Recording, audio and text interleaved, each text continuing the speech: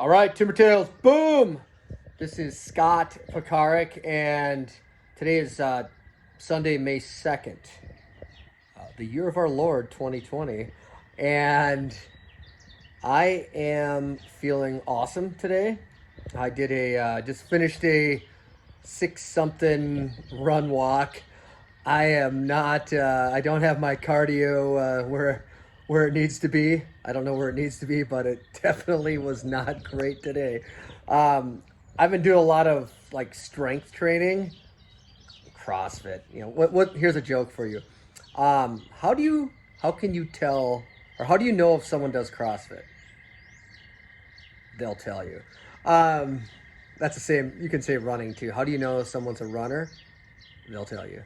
So anyway, I guess both of those jokes are on me. But the purpose today, I was going to talk about some of the supplements I take, like moringa, ashwagandha, calma, there's a bunch, and they've all got properties that are really important if you want to increase your health. I believe food is a form of medicine for sure, and I'm not as strict with my low carbs as I should be, so that's a whole nother story, but we're working on that. Anyway, but today it was interesting. I was doing a little work right now, and after I got back from my fast walk, we'll call it, and somehow this site came up, or ad or something for these Faraday shirts and hats, basically. And apparently they're made with like some silver fibers, which are known to cut down on electromagnetic frequencies. And specifically, they were talking about 4G and 5G phones in the context of the beanie, the hat. And it got me thinking, and I put my tin hat on, and I, someone, this goes back to someone asked me this past week too, like, where do they think the origins of my tumor were? And I'm like, well, the doctors don't know. They all said, well, we don't know. So what does that mean? Well, it means that you don't rule out anything.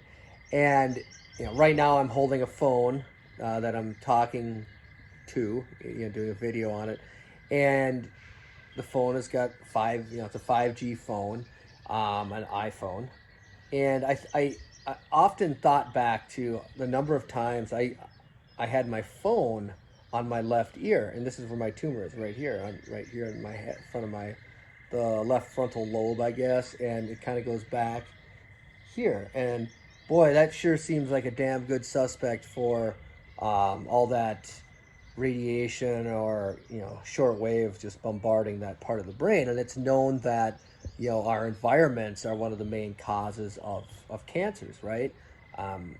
Look at the reduction in cases of cancer right now are primarily from lung cancer. It's nothing that we're necessarily doing from a medical standpoint. It's really people quit smoking, and what happened, the number of people who got lung cancer dropped off a cliff. And so what is so is it possible, is it likely that highly focused frequencies very close to cells in your brain or any other part of your body for that matter might cause them to mutate? I don't know. Seems like a damn good suspect, right? So anyway, and if you want to look into more like frequency, Rife, look at Royal Raymond Rife. Google, or I don't think they've censored his videos yet on YouTube, but Royal Raymond Rife did a lot of research on cell frequencies and how different frequencies could be used to treat different diseases. If you look at the work of Bruce Lipton, epigenetics, quantum physics, quantum field, whatever, that Joe Dispenza, they also talk about this. So, and Lipton really talks about, he was a biologist. Like he was a college professor, biologist, researcher. I believe he was a researcher too. But he did. Yeah, he was a researcher because he would grow different tissues out of the same cells, and he did a lot of research on how environmental factors influence how cells grow and how they mutate and stuff. So he's done some the fascinating work. Bruce Lipton. So check him out.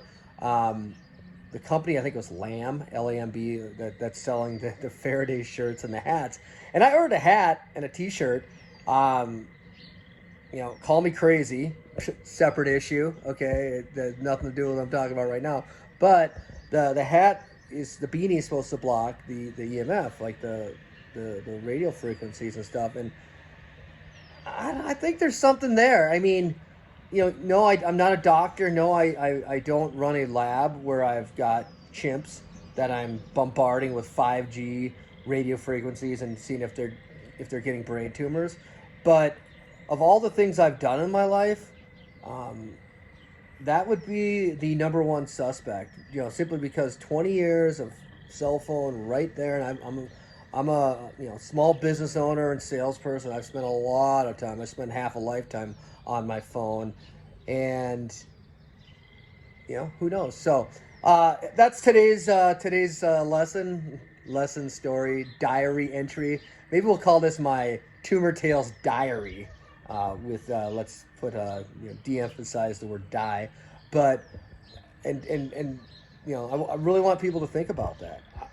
I don't know what the answer is. I don't know if I'm right or wrong. I just know that it's really something to think about. And I can assure you of one thing. The goddamn phone companies aren't going to tell you any of this, and neither is the government. Right now, the government's more worried about censoring people and throwing people with different ideological views in jail. So be careful out there, folks. Anyway, I'm Scott Pekarek, Tumor Tales. Boom! Have a great day, and we'll see you soon.